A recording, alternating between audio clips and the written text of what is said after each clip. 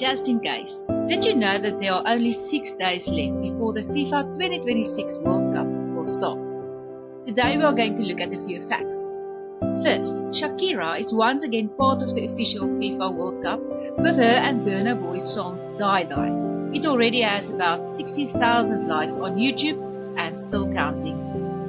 Then, the top scorers in the last 6 World Cups were the following: Ronaldo with 8 goals in 2002, Klose from Germany with 5 goals in 2006, Müller also from Germany with 5 goals in 2010, Rodriguez with 6 goals in 2014, Kane with 6 goals in 2018, and Mbappe with 8 goals in 2022.